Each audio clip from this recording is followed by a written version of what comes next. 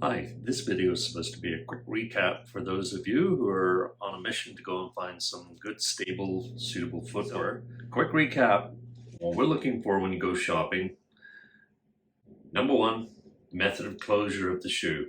Laces are the best possible way to do that. It allows infinite opportunity to allow the fit of the shoe, prevent slippage of the shoe. Straps, buckles, elastic, all of those allow for customization in the fit of the shoe, but laces are still the gold standard. Going forward, the next thing we want to look at is the sole of the shoe. So we want the shoe to flex nice and easily across the ball of the foot to encourage normal foot function. We want the foot to flex and spring off into the next step. So that flexion is important. It should be there. Sometimes it's not. If it's very stiff, it's going to change the way your foot functions. Moving further back in the shoe into the middle part here, for those of us whose feet roll in a lot or pronate excessively, this is imperative that this be nice and strong and stable.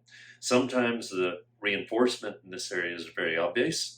Other times, in a dress shoe, for example, they'll use a steel shank, which is not so easily seen.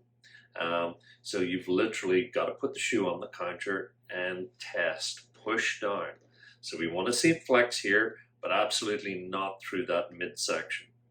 And bear in mind, when your foot strikes the ground, sometimes it can be equivalent to 1.5 times your body weight. So be aggressive, place a suitable amount of pressure on the shoe to demonstrate whether it's stable enough. Sometimes with shoe manufacturers, they favor the manufacturing process over your comfort and stability. And we end up with a shoe that flexes like that. Not only is this going to make your foot more unstable, more likely to suffer injury, but if you rely on wearing a functional orthotic, the orthotic won't work, or it may actually make you more uncomfortable. So that stability is paramount, whether you're an orthotic wearer or not. But as I said, it becomes more important when you do. Moving back into the rear foot, 2 features here. We want a little bit of a heel lift.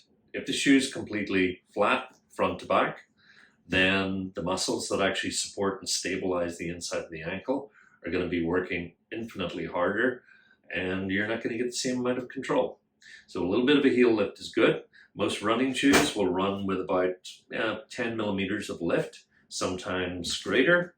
But that little lift, it's like cheating. It makes you more efficient, more powerful, more durable.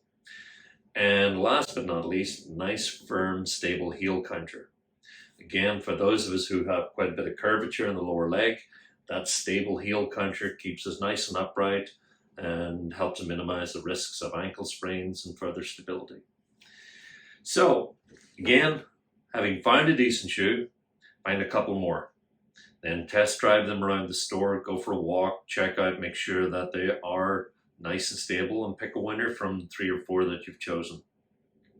Should you want further tips or advice on footwear, you can check us out on Instagram at Podiatry Associates, and on Facebook or podiatryassociates.ca. We post regularly on there tips when we see a good shoe, when we come upon advice about footwear, and just about anything to do with foot health.